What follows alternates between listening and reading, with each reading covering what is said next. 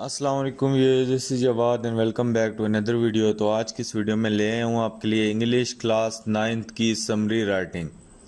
जैसा कि आपका कल पेपर है तो काफ़ी कमेंट्स आ रही थी, तो डेफिनेटली कल बिज़ी था, बायो की बहुत वीडियो बनानी थी 10 क्लास की, तो आज ले आया हूँ आपका ही आज देना, टेंशन नहीं लेनी।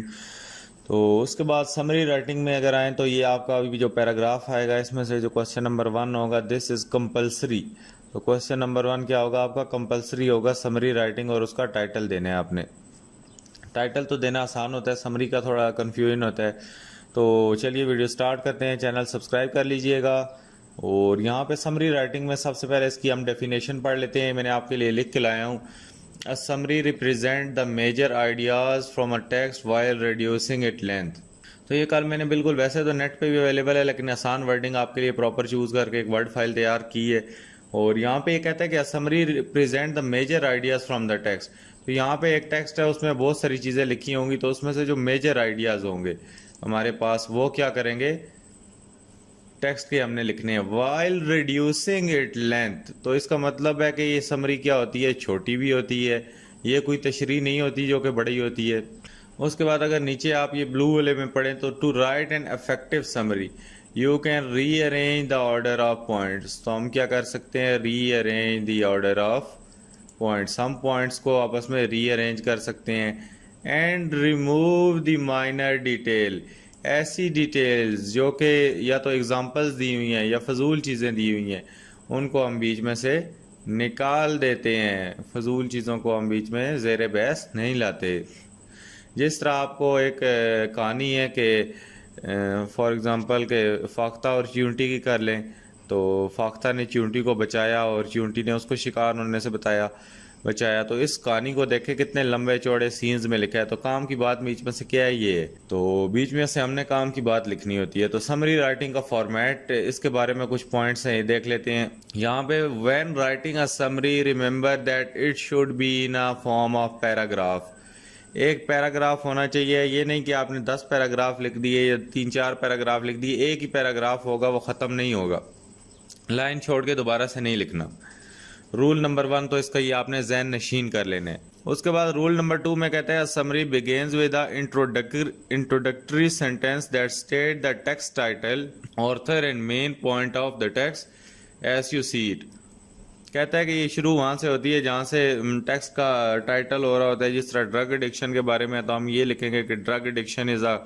उसके बाद पेट्रियाटिज्म के बारे में है तो पेट्रियाटिज्म से शुरू करेंगे। और इसके बारे में कहता है कि मेन पॉइंट्स हमने टेक्स्ट के उठा के इससे लिख देने हैं। उसके बाद कहता है कि summary is written on in your own words. In your own words का ये मतलब नहीं कि आप अपने पास से ही चेंज करते, जो टेक्स्ट में वर्ड्स हैं उनको रीअरेंज करके लिखने हैं। ये इन योर ऑन वर्ड्स का यहाँ ये मतलब नहीं कि अपने पास से घुमा फिर आगे बातें लिखने शुरू कर देनी है। अपने पास से कुछ भी नहीं लिखना, सिर्फ टेक्स्ट की जो बातें हैं उनको आपने आसान इंग्लिश में लिख सकते हैं, उसका स्टाइल चेंज कर सकते हैं, लेकिन उसका पूरा मीनिंग चेंज नहीं कर सकते, अपने पास से नहीं छोड़ सकते। क्योंकि अपने पास से लिखने लगे तो वो समरी नहीं, वो ऐसे बन जाएगा। उसके बाद कहता है summary contain only the ideas of original text. सिर्फ ये क्या करता है कि सिर्फ वही आइडियाज़ होते हैं जो कि ओरिजिनल टेक्स्ट में होते हैं। आपने अपने दिमाग से इसमें कोई आइडिया नहीं डालना। ये कौन से आइडियाज़ होते हैं? सिर्फ के सिर्फ आइडियाज़ ओरिजिनल टेक्स्ट वाले होते हैं। आपने अपने पास से इसमें आइडियाज़ नहीं डालने। आगे लिखता भी है जी, इसको हम अलग पॉइंट में कर लेते हैं ताकि आपको सही ज़हन नशीन हो। Do not insert any of your own opinions. अपने पास से फजूल चवले नहीं मारनी, अपने पास से हीरो नहीं उस वक्त बन जाना। अगर इंग्लिश आती है आपको तो उस वक्त आपने कहना है कि बस आज ही पेपर मिला तो चलिए अपने पास से शुरू करते हैं। ऐसा नहीं करना। अपनी ओपिनियंस को अपने जेब में रखना है। इंग्लिश के पेपर में अपनी ओपिनियंस को सब्र से उसको बर्दाश्त करके रखना है। इंटरप्रिटेशन, डिडक्शंस, कोई चीज़ आपने इंटरप्रेट की, उसके बाद डिड्यूस की उससे, या आपके कोई कमेंट्स है नहीं यार ये तो गलत हो रहा है, मैं नहीं, ये नहीं, ऐसा नहीं, ऐसा मीडिया को होना चाहिए। तो अपने पास वाली बातें हौसला करके अपने पास रखनी है। फिलहाल समरी में यहाँ पे नहीं लिखनी। बाकी जिस मर्जी को सुनाओ कहानियाँ, अपनी अपने ओपिनियन जहाँ मर्जी करो, you are free to express your opinions. तो फिलहाल के लिए समरी के लिए आपने अपने पास इसको सब्र करके रखना है, अपनी ओपिनियंस को भी। तो आगे चलते हैं। इसके कोई रूल्स हैं जो दोबारा मैं आपको जहन नशीन कराना चाहता हूँ। तो ये मैंने अलग से लिखे हैं, इसीलिए do not start before you have finish the reading and understanding the text. अब यहाँ पे क्या बात होती है ना कि बच्चे ने पैराग्राफ देखा ही नहीं तो जी समरी लिखने लग पड़ा। अब पैराग्राफ पढ़ूंगा तो मेरा टाइम वेस्ट हो जाएगा, तो टाइम वेस्ट होगा तो मेरे आखिर से वो ऐसे रह जाएगा, एप्लीकेशन लेटर रह जाएंगे। तो बेटा मेरी बात सुनो, थोड़ा सा पहले पढ़ लेना है। तो ये ज़्यादा चलाक शलाक बनने के चक्कर में आप समरी भी गलत लिखोगे, उसका टाइटल भी कुछ और लिख के नीचे क्वेश्चन का आंसर भी गलत दोगे। सबसे पहले जब पेपर आएगा तो आपने पैराग्राफ पढ़ लेने। पैराग्राफ आपने पढ़ लिया तो आपको पता है कौन से क्वेश्चन का आंसर किधर है और कौन से वर्ड का मीनिंग किधर जाएगा, और उसके बाद हमारे पास उसकी समरी भी क्या बनेगी।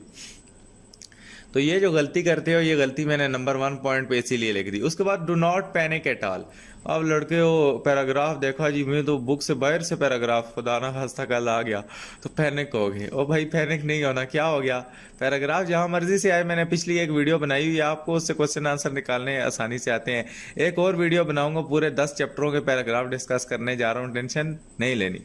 उसके बाद कहते हैं if you know what to write you will find that you can write down it quickly. तो ये पता नहीं वर्ड फाइल में क्या होता है, नीचे आ गया। तो यहाँ पे कहता है if you know what to write you can find that you can write it down quickly. आपको जब पता है मैंने क्या लिखना है तो आपको पता है यार एक बार पैराग्राफ पढ़ा है, ये यहाँ से यही चीज़ें लिखनी है और वो जल्दी जल्दी आप लिख लेंगे। फिर कहता है कि be accurate, never change the meaning of the original text. यहाँ पे ओरिजिनल से मतलब है ओरिजिनल टेक्स्ट या ओरिजिनल पैराग्राफ। उसके बाद कहता है कि remove minor details and examples. तो ये एग्जांपल्स का वर्ड मैंने स्पेशली यहाँ पे ऐड किया है कि बीच में कहीं लिखा होता है फॉर एग्जांपल, वो फॉर एग्जांपल वाला तो आपने डालना ही नहीं है पैराग्राफ में। रिमूव माइनर डिटेल्स, जो छोटी मोटी डिटेल्स है, जिस तरह था कि वो चिंटी और फाख्ता वाली कहानी की मैं आपको उसी की मिसाल दी है, तो चले आगे भी बता देता हूँ। तो आपस में उनकी बहुत दोस्ती थी, ये था वो था, एक दूसरे के घर जाती थी ये। तो यहाँ भी काम की बातें क्या हैं, काम की बात ये है कि शिकारी आया, उसने उसकी जान बचाई। उसके बाद जब चिंटी डूबने लगी तो उसने क्या, फाख्ता ने ऊपर से पत्ता फेंक के उसकी जान बचाई। तो बजाय वो एग्जांपल्स देने की कि यार उनकी दोस्ती की मिसाल नहीं मिलती है, एक दफ़ा तो ये हुआ तो वो हुआ, तो जो काम की बात है टॉपिक के रिलेटेड वो लिखनी है। फिर कहता है कि reorder the ideas as needed. आप इनकी अरेंजमेंट चेंज कर सकते हैं। कोई पहली लाइन है, उसके बाद आखिरी लाइन है और दरमियान वाली लाइन, दरमियान वाली को आखिर में। एक सीक्वेंस अगर उस तरह बन रहा है तो लिखनी है। पता चले कि सर से लेकर, आपने अपनी बॉडी की एग्जांपल लेनी है, सर से लेकर पाँव तक एक जो सीक्वेंस बन रहा है उस लिहाज से आपने समरी भी लिखनी है। तो ये नहीं कि आपने पहले आपने आंखों का डिस्कस किया और उसके बाद पाँव पे चले गए और फिर दरमियान में आप दोबारा मुंह पे आ गए, तो इस तरह तो नहीं होता। उसके बाद कहते हैं रिजर्व योर ओपिनियन। अब ये जो आखिरी पॉइंट है ना, ये मैंने दोबारा लिखा है। अब इसमें रिजर्व का क्या मतलब है? रिजर्व हम किसी चीज़ को क्या करते हैं, बचा के रखना, इसका वो मतलब है। यहाँ पे इसका क्या मतलब है, रिजर्व का बचा के रखना। तो अपने जो ओपिनियंस हैं उनको क्या करना है, कोर्ट रखनी है, यहाँ पे उनको बचा के रखने, अपने पास से ओपिनियंस नहीं देने। मुझे पता है आपके बहुत एक्स्ट्रा ऑर्डनरी और बहुत अच्छे अच्छे ओपिनियंस होते हैं, मेरे से तो बहुत ज़्यादा ही अच्छे होंगे। तो आपने यहाँ पे अपने ओपिनियंस का अपने पास इनको रखना है। जेब में जब पेपर दे के आएंगे ना, बाहर निकलते हुए अपने दोस्तों से खूब ओपिनियन जानने। दोस्त है या सेंटर में कोई दोस्त यार नया बन गया है, जो भी है उसका दिमाग रच के खाना है। यहाँ पे फिलहाल आपने क्या काम करना है, ओपिनियंस को पास रखना है। तो उम्मीद है यार समझ आ गई होगी। आप कह रहे होगे कि यार पैराग्राफ दे के एग्जाम्पल नहीं दी, तो रुको पैराग्राफ ही लाया हूँ, टेंशन क्यों ले रहे हो। फिलहाल ये पैराग्राफ मैं बुक से तो नहीं लाया, ये मैंने समरी की वर्कशीट एक निकाली हुई है, तो ये भी इंटरनेशनल इम्पोर्टेंट चीज़ है, तो इसको देख के समझा देता हूँ आपको।